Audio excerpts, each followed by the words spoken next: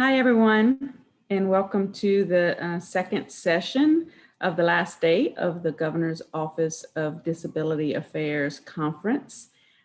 This session is on voting accessibility. We have a very distinguished panel, which is going to be moderated by Lillian Dejean from the Governor's Office of Disability Affairs. So I'll go ahead and turn it over to you, Lillian. Thank you.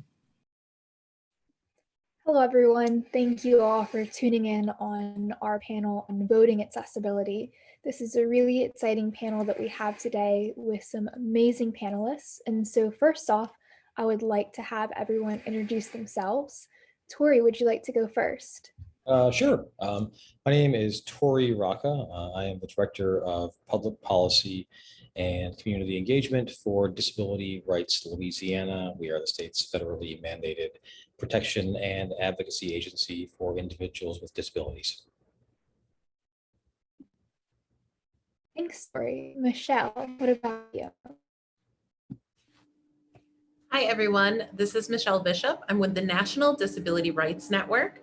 We're based in Washington, D.C. I'm actually in my office in D.C. for what first time in a while, but we are actually the National Membership Association for organizations like Torys that exist in every state, the District of Columbia, and each of the 5 territories, as well as a 57th in the Southwest that represents Native Americans with disabilities. I am our voter access and engagement manager, so my work is entirely focused on working on access to the vote at the national level, looking at federal policy, as well as supporting the work that our member organizations are doing in their states. Thank you, Michelle. And last but not least, Maria. Hi, everyone, and thank you, Lillian. My name is Maria Town. I serve as the president and CEO of the American Association of People with Disabilities.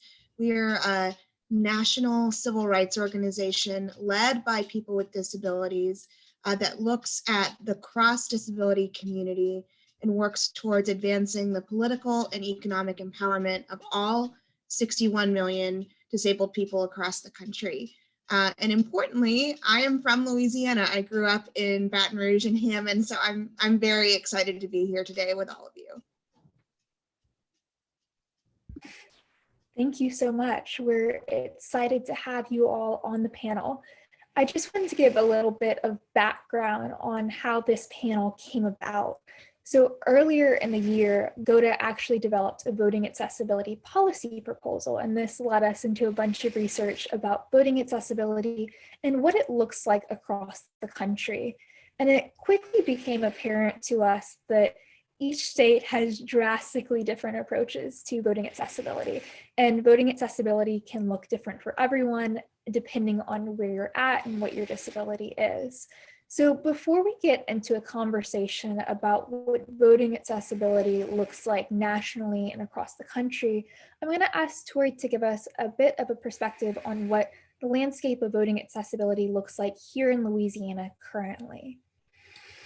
It's interesting for a broad brush perspective. The state does actually have a number of programs that try to help people with disabilities and try to help like pulling places more accessible. They could use tweaking. They could use work in some ways because they require proof of disability that could be a bit cumbersome to get. But we do have an automatic absentee ballot program that people with disabilities can sign up for, where they can either get one absentee ballot and vote absentee one time, or automatically be on the absentee ballot list for just all time until they don't want to be anymore or don't return a ballot. So that's a positive thing. We do have early voting, which is for everybody, of course, but it can make things more accessible. We are using sort of old voting machines. They're probably, I don't know if I say they're obsolete, but we do use an AVC voting machine, an electronic voting machine that was that they began acquiring back in about 2006.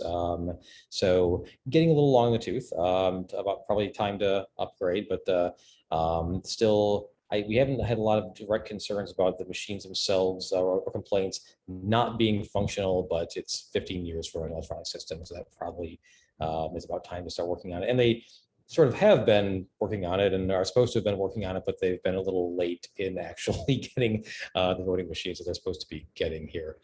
What else? There are policies that allow people with disabilities or visible disabilities to go to the front of the line if they show up at a polling place. So that's positive.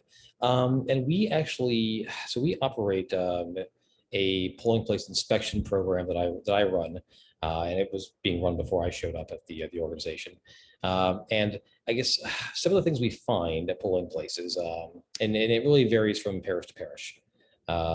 In terms of accessibility issues that we can find here, one of the more common things you'll find is parking, accessible parking not being designated. Surprisingly, still, I had a recent place I was inspecting. Actually, backing up a little bit, several years back, my organization brought litigation against Jefferson Parish for a number of polling places having accessibility issues. We decided to follow up on those polling places last year. Actually, and part of it was because with COVID raging around the country, we decided to temporarily suspend our broad-based polling place inspection program, just because we didn't want to be sending people into hazardous situations where they could be exposed to disease or expose others. So we had a more limited program where we went and re-inspected polling places that were the subject of litigation against Jefferson Parish and a settlement. Found a lot of them were actually in compliance, but some weren't. And one of them was one I had to go back to multiple times. Fortunately, I found a good parish attorney to work with on this, but it was just a public school that just didn't have accessible parking for people with disabilities at the polling place. And they did have a lot on site that did have accessible parking in it, but that was fenced off. It was actually a separate parking lot from the parking area where people would park to vote, and it was fenced off by a chain link fence, and there was no accessibility.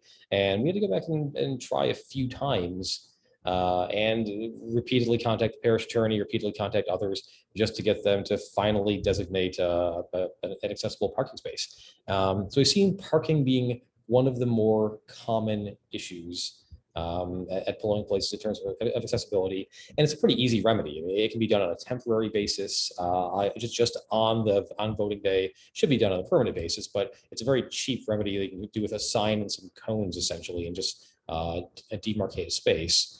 Also, signage can be an issue. There are a lot of times there's just simply a lack of signage that indicates to people that where an accessible entrance is, where a ramp is. And we found that most places that have stairs, not all, but most places that have stairs do have a ramp that's accessible, but sometimes there's just no signage telling people where it is. So little things like that can, they're obviously very cheap fixes that can be done, even in a very short period of time, can have a big impact. We also find accessibility depends on, in part upon, where you are in terms of how old your community is. A community using older buildings is going to have more accessibility problems. We find more, say, in Orleans Parish, and we hate to focus so much on Orleans Parish, but it's a larger parish, and and our main office is located here. We do find more issues in older buildings in Orleans Parish, say, than in newer buildings in this parish or in other parishes that have developed recent decades, like Jefferson Parish. We'll find a lot of old buildings that are being used, ramps that are too steep, maybe a door that opens over a ramp and opens out over the ramp. The door is very heavy, and it would be just virtually impossible for somebody using a wheelchair to get into that building. So we find things like that. Those tend to be in older buildings, or in parishes more so with older buildings, less than new ones. And also, we found that one of the bigger issues we encounter is not just accessibility issues at the polling place. It is just getting people to polling places in the first place. Transportation is a big issue here. In fact, when we run a voter hotline on election day, we operate a hotline so people can call in if they encounter accessibility issues. The first one I ran, we were fortunate enough to get some local media coverage on it. So we got a decent number of calls from people, which is a bad thing and a good thing, of course. But the most frequent issue is people just wanting to get to the polling place and needing help. And that's a whole broad issue to discuss. It's just getting people to polling places in accessible transportation. So there's a lot of work to be done there in Louisiana.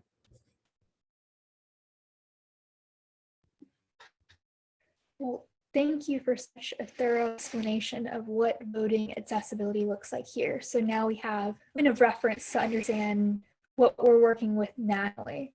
So I want to move into our first question regarding what are some of the greatest barriers to accessibility across the country? And I wanted to first start out with one that Tori mentioned, the proof of disability. And would anyone like to speak on perhaps why that may be a problem or a barrier to some individuals? Sure. Torry, go ahead, please. Michelle, go on, please. I was just going to say that I think that a lot of times people think of these types of things as easy to get. Anytime we're talking about any type of proof of disability requirement, stricter voter ID requirements, anyone who has that on hand thinks, I have this, everyone has this, it's really easy to get. And that's just not true for everyone, right? Especially when we talk about proof of disability requirements, and you have to get somewhere to get this, right? But Torry was just talking about, it's difficult for people just to get to the polls. So it's not necessarily easy for everyone to get to the doctor's office or wherever they have to go to get this kind of documentation, especially when we start talking about more rural areas where it could be somewhere that's quite far from your home. There's not necessarily a public transit system or any sort of accessible transit system to get you there if you're someone who doesn't drive. So a lot of times these things that some of us think is being really easy to acquire actually can be quite a barrier. And this is Maria, just to add, there's also a cost. To get that documentation of disability, you may have to pay to go see your doctor to get those forms signed. And essentially it's a different, it's a poll tax in another form. And especially when we think about the very high rates of poverty that people with disabilities experience. Disability and poverty go hand in hand. Any additional expense to do something like register to vote or be able to access an absentee ballot could really harm someone. And Maria's right. Requiring a doctor's note or some kind of doctor's diagnosis, that's a big problem. And you see that occasionally. We saw that last year in the COVID balloting, or the COVID ballot in Louisiana, which an issue was requiring a doctor's certification, which of course is a cost for a lot of people, not to mention the transportation issues to a doctor, the cost of getting one, the time involved. One of the first things I saw that really indicated why some of the certification requirements or ID requirements can be a problem. It was the very first voter hotline I ran after I started working here, which was a wife just calling up, and she wanted to help her husband if she wanted to provide him assistance in voting on election day. And he had just recently had a heart issue that left him with mobility problems. So he didn't have documentation because it was just in the previous few weeks. So, and of course, when you have some serious health issue like that, your first thought is not, I need to get certification so I can go and vote with assistance, or I need to get certification so I can take advantage of whatever disability voting programs we have in my state. You're dealing with a health issue, and the woman called me up on election day, wanting to be able to go to the polling place and help her husband, and wondered if she was even allowed to, and they didn't have documentation. I just told them, even though technically you need documentation, simply told them, go to the polling place and try to vote, and if they say no, we'll figure it out. But that can be an issue because some people just don't have the time to get it, and of course aren't thinking about that when they have a health issue. That's not their first thought. May not even have health insurance. Exactly.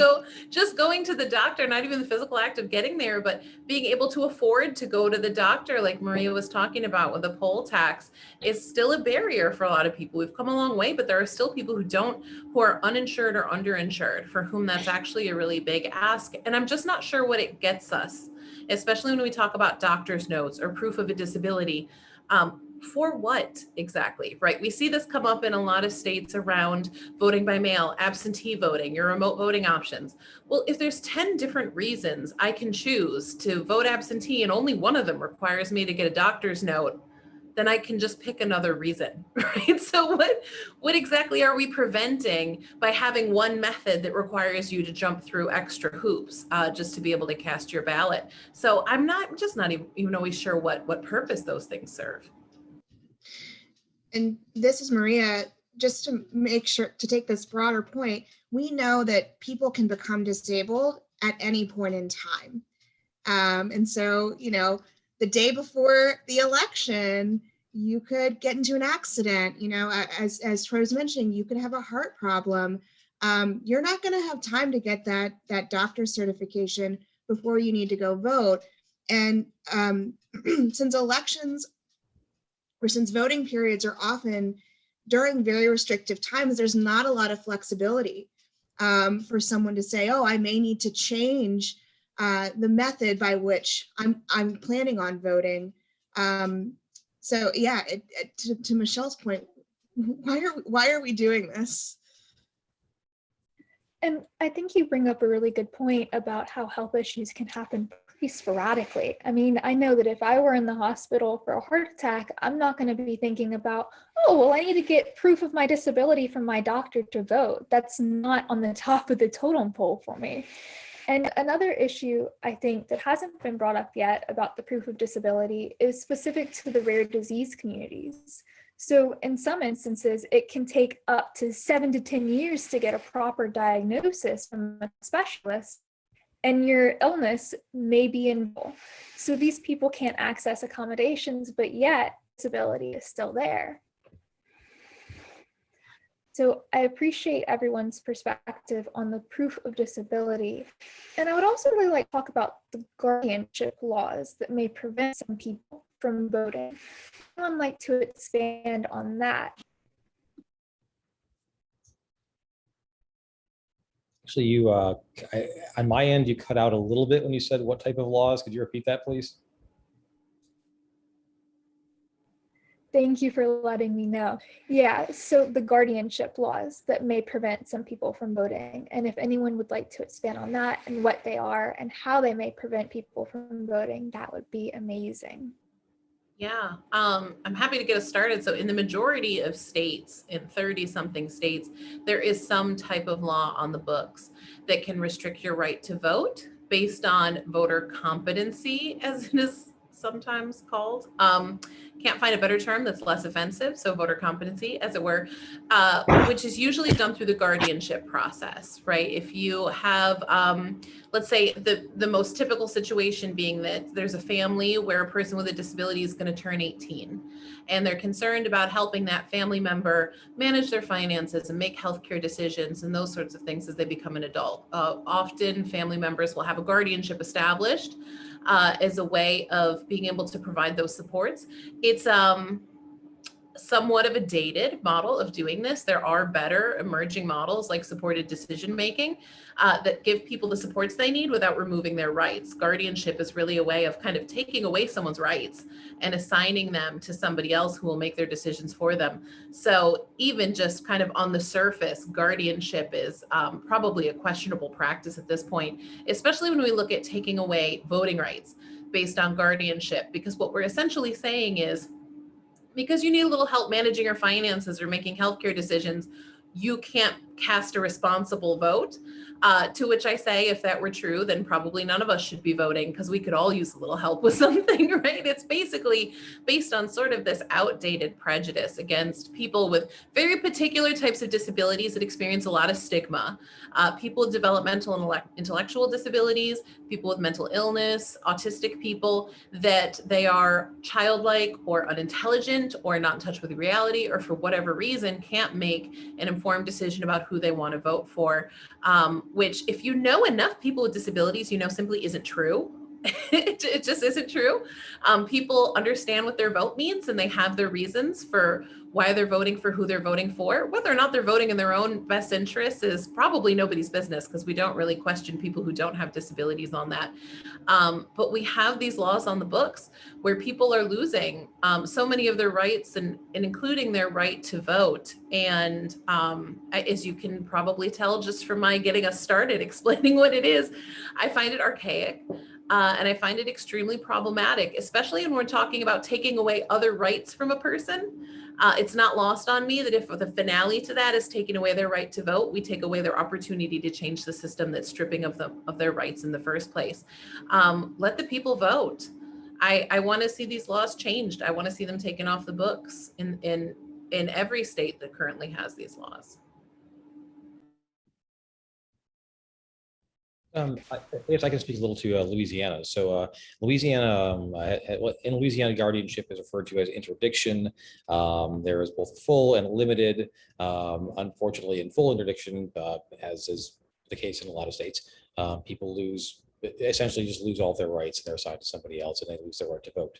What's also troubling and problematic is that in limited interdiction in Louisiana, it's not entirely clear whether or not people still retain their right to vote.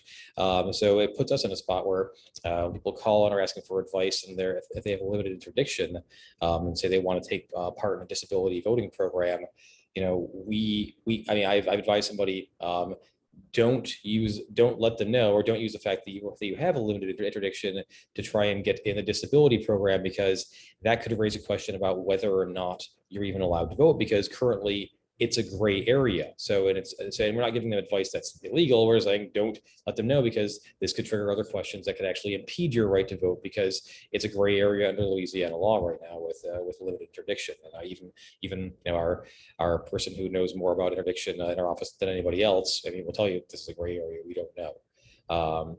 Fortunately, as Michelle mentioned, more states are adopting supported decision making. Louisiana just did that about a year ago, or a little over a year ago.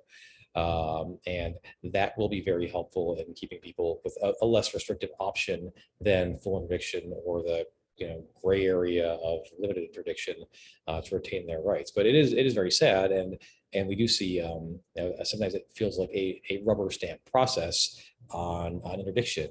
And in fact, right now, one of our attorneys, our specialist in this area, is working against one of the hospital systems in the state, one of the larger ones that you all know, that is simply has some patients. It has just been moving towards guardianship towards patients. The hospital actually has, so it can discharge patients with that and have somebody take care of them.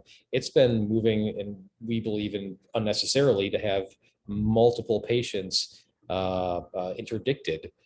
Just to remove them from the hospital, which of course, in a full interdiction, strips away all their rights, and just have some random person they don't even know appointed as their guardian to take care of their affairs. And that's happening with the hospital system in the state, and it can be a very scarily rubber stamped process sometimes.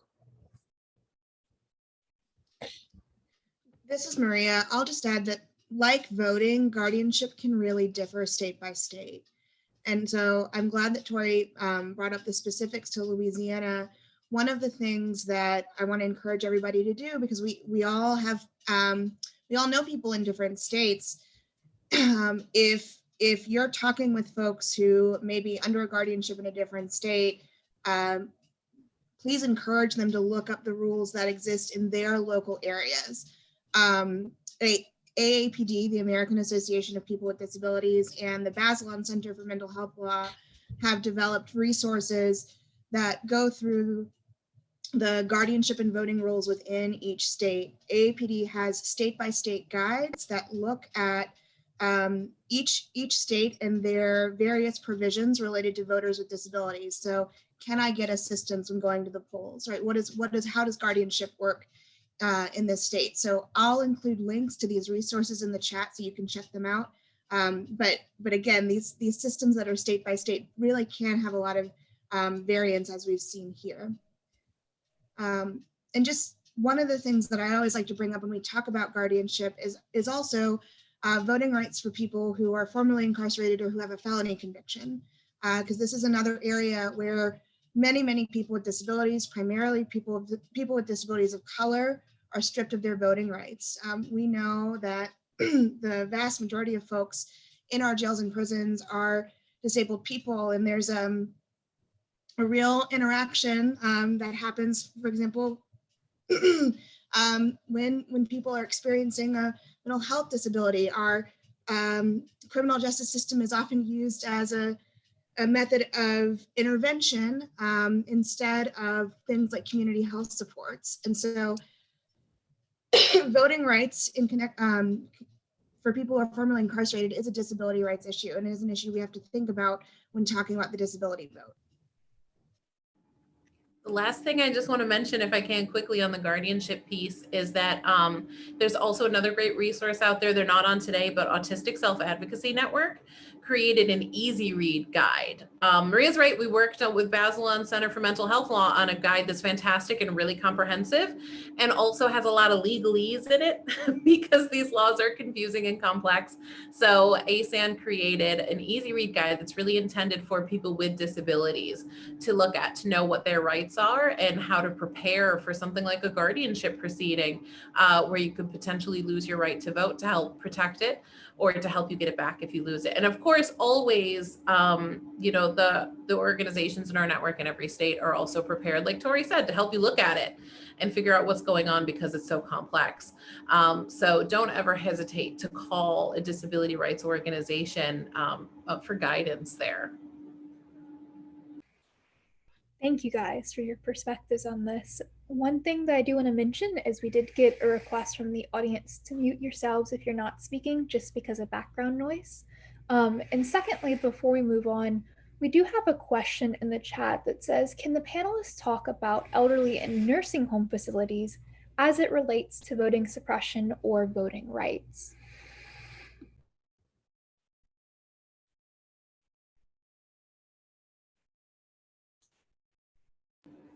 I can tell you this is something I'm very worried about. This is something I am profoundly worried about. Always to an extent, but I think 2020 really highlighted the extent to which your access to the vote, if you live in a long-term care facility, is really tenuous. There are so many parts of the country where we rely on elections officials coming into facilities to make sure people are able to vote who weren't allowed in. Because of COVID restrictions, right? Understandably, these kinds of facilities had to close their doors and to protect their residents from the pandemic, or the extent to which we rely on family members, which is maybe even a little worse, right? Because then we're really not doing anything to help provide access to these folks and assuming that they have some sort of support system in place to help them do this. And those friends and family weren't able to come in. And so really in 2020, it fell very much to people who run nursing homes and long-term care facilities. Now, there's some great guidance from Center for Medicare and Medicaid Services that says they have a very real obligation to do that. But I'm sure that the staff of nursing homes and other types of facilities are already overworked and were, I'm sure, quite overwhelmed in 2020. And so throwing one more thing on their plate is a really big deal, but it's also a big deal for the residents who might not get to vote otherwise. And we did hear some stories from voters who, and I don't think I heard any from Louisiana, but I know I heard some from Florida, who were told that if they left to go vote, they would have to quarantine somewhere for 2 weeks before they came back. Now, I don't know about you, but I assume someone who lives in a nursing home lives there because they don't have somewhere else they could go live for 2 weeks at a time, right? And so voters kind of had to make that choice between being able to cast your vote and being able to come home at the end of the day. So I think 2020 really shined a spotlight on how important this issue is, and that I don't know if we've done a good job of figuring it out. I know in non-COVID times, it's also in some states and jurisdictions common for places like nursing homes to serve as polling places, which I do think is a great idea.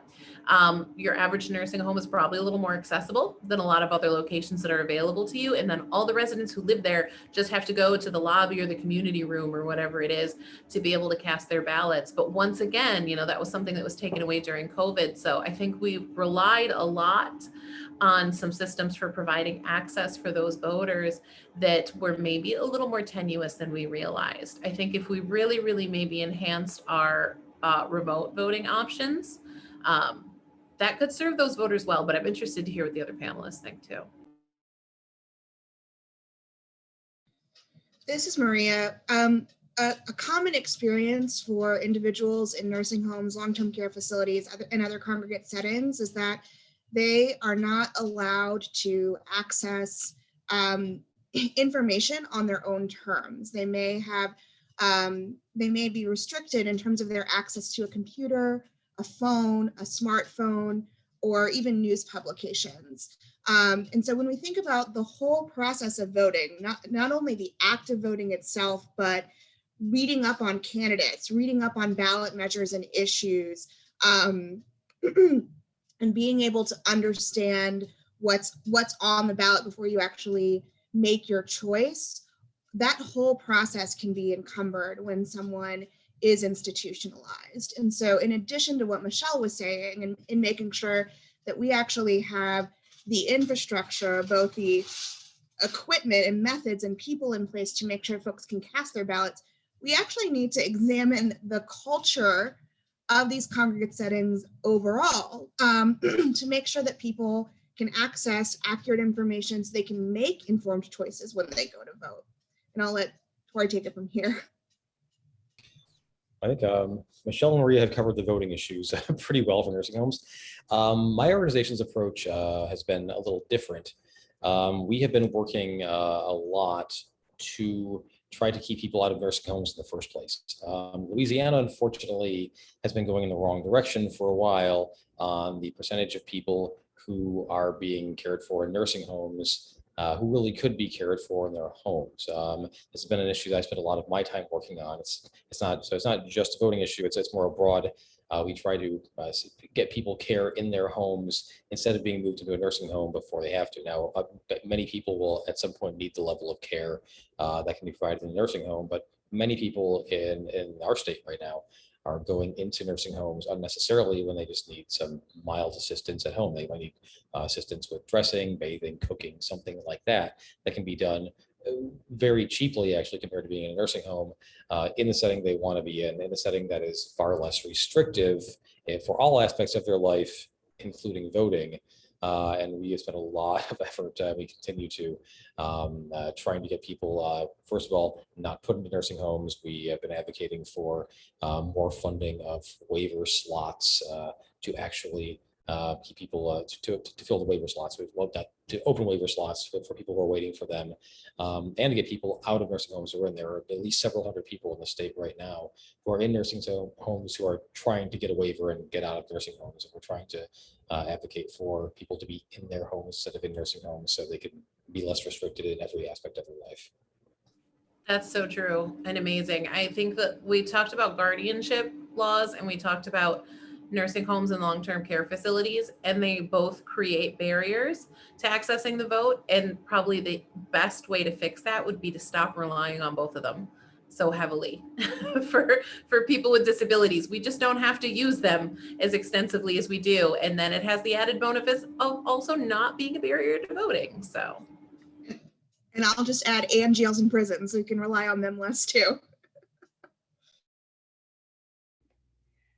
Absolutely. And I want to just point out a comment that we have in our YouTube chat from an individual who, I think this is a story about whenever he went to vote. She, I think meaning the poll worker, led us to the voting machine and opened two of them simultaneously. She asked us one at a time how we were voting and marked the ballot. We heard how each other voted, and anyone who was in with hearing range heard as well, which obviously is horrific, but we also know that this is likely happening across the country and many different scenarios to many different people.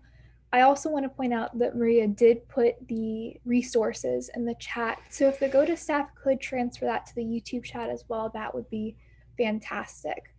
I'm sure we could fill this whole session on barriers to voting and the problems that people with disabilities face, but we're also reaching our halfway point. So I kind of want to shift our focus to some of the different ways that people are trying to make voting more accessible for individuals with disabilities.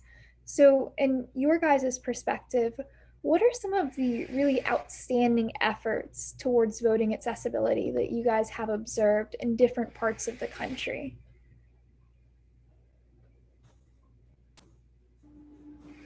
That's a good question. I think for me, it's always about providing options for voters. I think what works, I mean, you'll know disability, right? Every disability is different, and no two people who have the same disability even experience it in the same way. So what makes it work for you isn't necessarily what makes the system work well for someone else. And that's just talking about disability. I think that's true for all voters, right? Whether or not it's going on election day or during an early voting period or voting by mail, what works for me may not be what works for someone else. I think having a menu of options for voters so they can figure out how to make it work best for them and ensure they can cast their ballots is always the way to go. I like some of the things that I think we have used in more limited capacity that we expanded in 2020 that I think were really helpful. We saw, not in all places, but in some places we saw expanded use of curbside voting, where you can have that ballot brought out to you if you can't get inside. That's usually an accommodation for disability because polling places are not fully accessible. We used it a lot more in 2020 for people who are immunocompromised to limit their exposure. If you were really smart, you used it all over the state so that people who tested positive for COVID-19 after the deadline to apply for a mailed ballot could stay in their cars and not infect a lot of people. I think that even when we think about curbside voting in terms of this polling place is not accessible, you know what? There are some people with disabilities for whom getting in and out of the car is a challenge. Standing for any length of time, walking any amount of distance is going to be a challenge, and curbside voting is going to benefit them. I love drop boxes. I voted by drop box in 2020. I will say they were not all accessible. Shout out to our elections officials all over the country who worked really hard on the fly to make the election work under really difficult circumstances, but well-designed, accessible drop boxes in good locations give voters so many options. I saw Maria raising her hand. She can't stand in line, right? You know, I voted by Dropbox and I was in and out in 10 minutes when the line was actually 3 hours long during early voting in Northern Virginia. So anything like that, I think we should expand our vote by mail and remote voting options. I don't think you should have to have an excuse to vote that way if that's what's going to work for you. I think you should have options in terms of how you receive it. Is it going to be mailed to you? Is it going to be sent to you electronically? What's going to be more accessible for you? So just that whole range of options, as well as having an early voting period so I can find, you know, a day that works for me or whoever's going to come assist me or whatever my transit options are. And Michelle raises a good point. I mean, some of the things that have been done in recent years to expand voting access, early voting, for example, no recent absentee, have been done with little or no thought for individuals with disabilities, but have actually benefited them. So some of just the broader voting changes that have been done for everybody have actually been disproportionately beneficial to people with disabilities. Also, Michelle mentioned things like curbside voting. Curbside voting, it's interesting because it's something that, in principle, we support, but it's also something that has this other side where we have concerns about it. And a lot of people in the disability community have concerns about it because, as Michelle pointed out, part of the reason for having it is that polling places may not be accessible. And what you don't want is to expand it such that elections officials say, okay, now we have this, now we don't need to make polling places accessible. You want people to have options, but you also want people to be able to access all the options just as anybody else would. So you want to make sure that if somebody does care to go inside of a polling place and vote for the same experience that everybody else has who goes inside of the polling place and vote, that they aren't restricted to being outside and kept out of the polling place because elections officials say, well, this is our cheap, easy, low cost option to deal with this problem instead of really fixing it. So it's a good tool, something we like, but we always have trepidation about being too enthusiastic about it because we don't want it to substitute actual accessibility. Oh my gosh, agree on all points, agree. And also, you made such an important point that I just want to stress really quick that you want to have options for voters, but every option has to be accessible. You can't say our polling places are inaccessible so you can vote by mail, or we didn't bother to make our vote by mail accessible so you can vote in person. That just doesn't work, and that's really honestly not how federal access law works. Every option really has to be fully accessible. This is Maria. I agree with everything that's been said. Another tactic that's used to expand voting in the disability community is automatic voter registration. You know, if somebody is getting their license, if somebody is signing up for state services, let's get them registered to vote at the same time. Having voter registration happen in multiple ways, just like we're talking about voting itself happening, having a menu of options to register to vote in the first place, can also be really, really helpful. I also just want to highlight that the disability community, in addition to pushing for greater and more accessible options to vote, is also engaged in a lot of advocacy right now across the country to make sure existing options aren't further restricted. And we're seeing that in a lot of states. Alabama has a ban now on curbside voting. In Georgia, they have a new state law that criminalizes giving water to people who are in line. Same thing in Texas, they've criminalized assisting disabled voters. And so there's a lot of organizing happening in the disability community across the country to make sure that we don't go back and get more restrictive voting options. And I want to highlight that that's just as important in making sure we're investing in new and more accessible options as well. And just to, I think, to follow up on all that, one of the things we're seeing that's, I think, positive is people are trying to provide more transportation options for disabilities. We're seeing perhaps in Louisiana, regional transit authorities maybe offering free rides to the polls. We're seeing people sometimes offering free cab service or free ride shares to the polls. Those are positive developments, but they still have a long way to go. Obviously, with ride share issues, most vehicles using ride shares are not accessible. That's a big problem. This is why my organization, even though we have a PAVA grant to fund stuff, we haven't contracted with a rideshare company like Uber or Lyft because we will not set up a program unless we can provide service to everybody. We would never want somebody to call up and need a ride and say, sorry, we can't help you because we can't provide accessible transportation. So it's a positive development that people are providing free or low-cost rides to polling places through services like that, but there's still a lot of work to be done because a lot of these things aren't accessible. With local paratransit, they have vehicles, it's good, but it's not convenient. I mean, often you can't just call up your local RTA and get a paratransit vehicle to show up like an Uber or a Lyft, and in a reasonable amount of time. Sometimes it has to be scheduled a day in advance, multiple days in advance.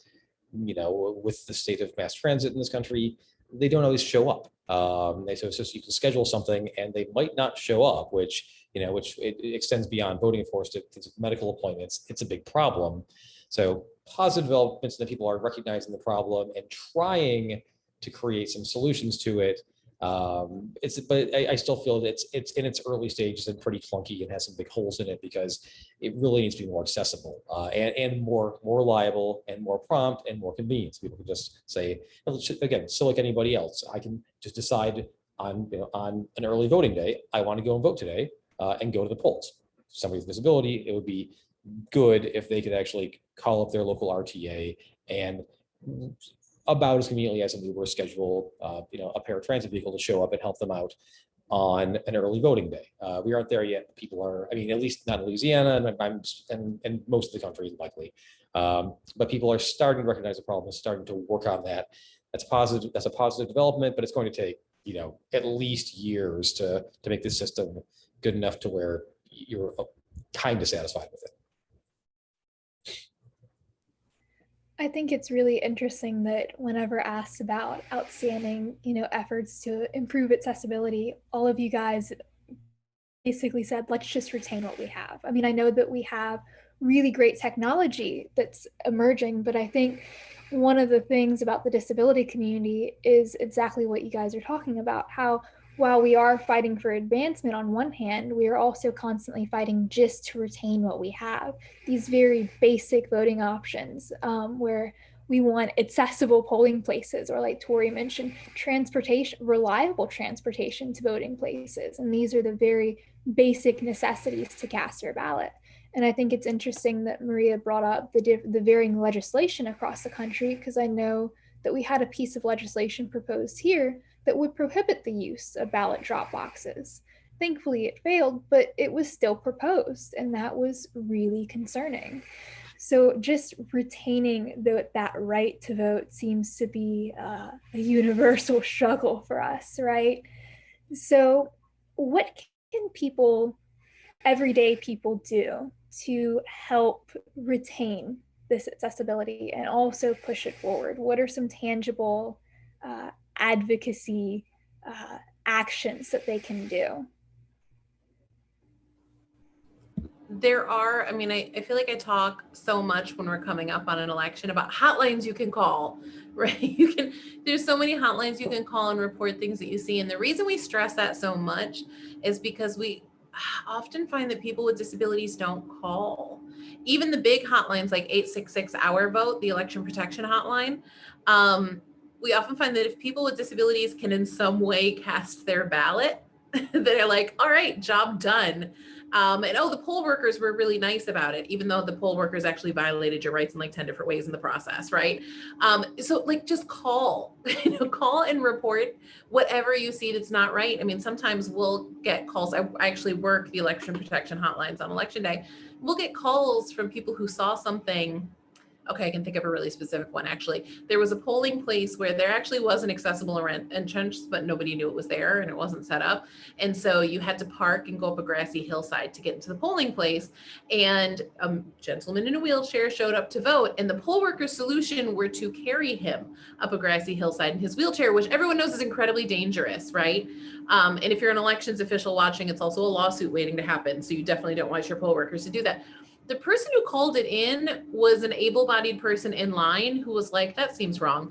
And so it's like, we need people with disabilities to do that. Like, it's not just that you got to cast your ballot. It's not just that the poll workers were really apologetic and nice about it. If you see something that's inaccessible, you see something that violates the law, you see something that could have prevented or made it very difficult for you to cast your ballot, we need to know about those things. We get so much information. You've heard us reference, a voter went through this, a voter went through that. That's how we get so much of our information to be able to go and advocate so that that doesn't happen next time. But we need to know what's happening.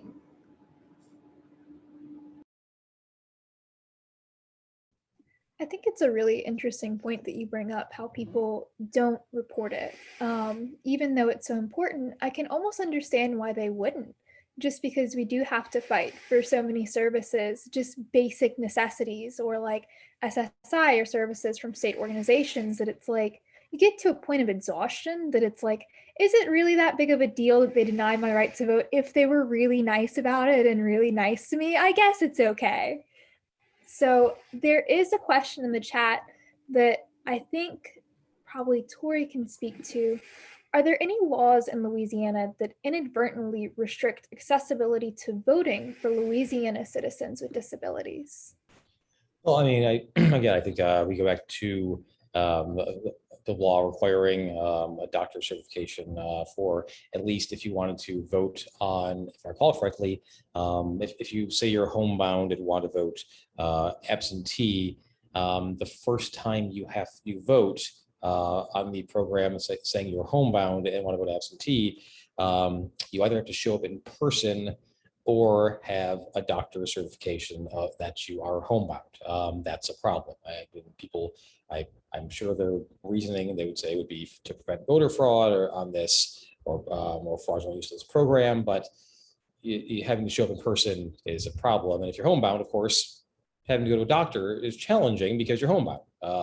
So I mean, I didn't even know if that answers the question because the question was inadvertently, I believe, that it's almost hard to say that's inadvertent because it's pretty obviously a problem. So that is, yeah. So a lot of it, I think, would still revolve around certification. We had a bizarre one that's been around for a while, that it's not actually voting, but it's being a polling place watcher. You were in a meeting recently, Lillian, where I mentioned this. So one of the voting bills that was in the legislature this year and was vetoed, it appeared to reference old language in existing state law and also reference the state law by statute in the bill. And it was creating polling place watchers at early voting polling places. And it referenced an existing state law that said that anybody who is receiving anybody who's eligible to receive assistance in voting at a polling place is not eligible to serve as a polling place watcher. So we caught the language in the bill. We got the senator who chaired the committee was very accommodating and removed the language that was in the bill. And then the legislation was vetoed anyway. But that that language was drawn from existing state law that just shouldn't be there. It clearly violates people's rights. And if you look at the list of people who are eligible to receive assistance in voting in Louisiana, it's people with a variety of disabilities, it's veterans with disabilities, it's people who are receiving veterans benefits for veterans with disabilities. It's a fairly extensive list and a broad range of people with disabilities. Wouldn't be eligible to serve as polling place watchers and under that legislation and under the existing law. So it's something that I just became aware of during this legislative session when somebody flagged the language in the bill from this year, and then we looked into the existing law, and it's there. Something we'd like to change. It's not preventing people from voting, but it's preventing people from serving as polling place watchers simply based on disability status, which clearly violates statutory and constitutional civil rights. And this is Maria. This is actually a kind of opposite side of the coin. Didn't Louisiana just pass a law that expanded early voting hours? Oh, Tori, you're on mute. I thought I unmuted. So early voting hours were expanded under the COVID voting program. That did happen last year, and people want to repeat that. HB 286, I think that passed in the state house. I'm just not sure where it landed. Bambi, thank you. Bambi? Yeah, it passed, but that is just for presidential primaries. That will basically what happened under COVID for this presidential primary is going to be applied in all future presidential primaries, not all elections. Okay. But to me, that opens up a door, right? Or like, it's like a crack in the door for further advocacy to expand early voting for every election that happens in the state. So just flagging that there's some opportunities there to increase access to the polls for disabled voters in Louisiana. Okay, this made me think of two really important things that people can do, like you asked. One is advocate. Tell your story. As if you're a person with a disability and you've experienced any barriers voting, tell your story. Because like what we're talking about now is that laws get proposed that are going to impact our access, and the people who write these laws aren't necessarily thinking about that. So make them think about it, right? Like when you see something like this proposed, tell them how this would impact your access to the vote so that it's something that's being considered when these types of things are being drafted and debated. And the other is be a poll worker. Be a poll worker. Like voting is great, but be a poll worker. We find just from anecdotal experience, it kind of blows people's mind when a person with a disability shows up as a poll worker. One, it's just great for people to see us, right? And see us doing our civic duty and participating, because they don't always think of us as being active members of our community. But also that person with a disability who's there as a poll worker is like, oh, I'm sorry, that's not right. Like this is the accommodation you're supposed to provide, or I know how to do the accessibility thing on this machine or voting machine or whatever. And it can really, really change the experience. I mean, do we need an army of people with disabilities working at every polling place in the country? Actually, that sounds amazing. Now they've proposed that. That does sound incredible. Is that a practical solution? Probably not. But if you're looking for something that you can just personally do, vote, tell your story, and be a poll worker. This is Maria. Can I just add to this very quickly? And I'll say up front, this is some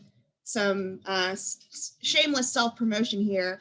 But another thing you can do in addition to voting and telling your story is get involved with Rev Up. Rev Up stands for Register, Educate, Vote, Use Your Power. And it's an initiative of AAPDs that supports state disability voting coalitions. So we have disability voting coalitions across the country. We do not have one in Louisiana. We have a lot of partners in Louisiana, but not a formal Rev Up coalition. And with Rev Up, what we do is we get people with disabilities registered to vote. We host things like disability candidate forums, because one of the things that we have to do in order to make sure we are seen as a powerful voting constituency is make ourselves visible. And as Michelle mentioned, we can do that through telling our stories and through voting, but we also have to make sure that our elected officials understand and know that we need to vote and want to vote, because these decisions affect our lives. And we will be holding people accountable on any number of issues, no matter what party people belong to. So we host candidate forums. There we develop state disability voting issue guides within these coalitions. Some states that have introduced new remote voting options have hosted forums to make sure that the disability community is educated on these new options as they're being developed. And these are just a few examples. And in the 2020 elections, the Rev Up coalitions did incredible work to make sure that people with disabilities could maintain their right to vote during COVID. And so please, I'm going to put AAPD's information in the chat and in the YouTube chat. If you're interested in starting Louisiana's Rev Up voting coalition, please let me know. Well, it sounds like we have a tangible to-do list now, and the first thing on there is get a Rev Up coalition. We're running out of time, but I do want to point out a comment in the chat that says, this week we have talked a lot about self-advocacy. In my experience, voting has been a situation where knowing my civil rights has paid off. At the polls, commissioners are not always well informed. Knowing the facts and my determination to assert my rights has always overcome their well-intentioned ignorance. And I think that's a really great way to close this session, because we talked a lot about telling your story and calling when things go wrong, and really just fighting for that basic right to cast your ballot.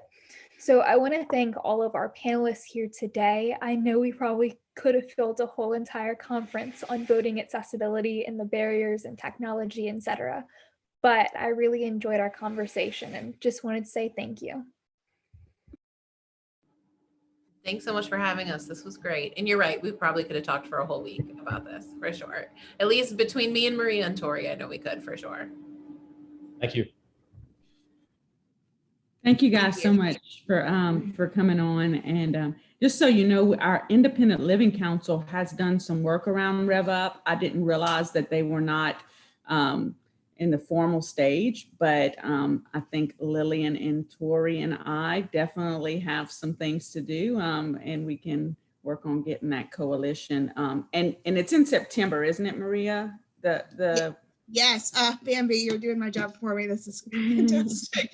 So one of the things that our big initiative every year is National Disability Voter Registration Week, which this year is September 17th through the 22nd. We are actually hosting 2 organizer trainings next week on August 5th. So if you want to participate and get involved in National Disability Voter Registration Week, even if you're not a part of Rev Up yet, you can attend one of these trainings that are offered at different times of the day. And these will be recorded too. So if you can't make it, you'll be able to access it later. Okay, I have to plug one more thing then shamelessly. On behalf of both Maria and I, both of our organizations, NDRN and AAPD, are also going to be hosting a virtual Disability Vote Summit, looking at kind of the data we have around voters with disabilities, what we know, what we need to know, how that's going to impact our advocacy going forward. It's coming up September 14th. And I can actually maybe just send Lillian some details that she could get out to folks if that's something that you all would want to tune into.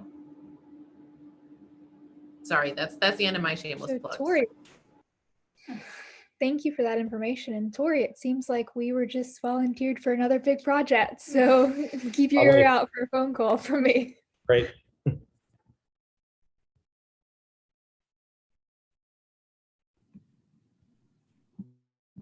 Lillian, you're muted. Oh, sorry. Well, I just wanted to say thank you for everyone who tuned in, and I hope this shed a little bit more light about what voting accessibility currently looks like, what it could look like, etc. So thank y'all. Thanks, everyone. Thank you.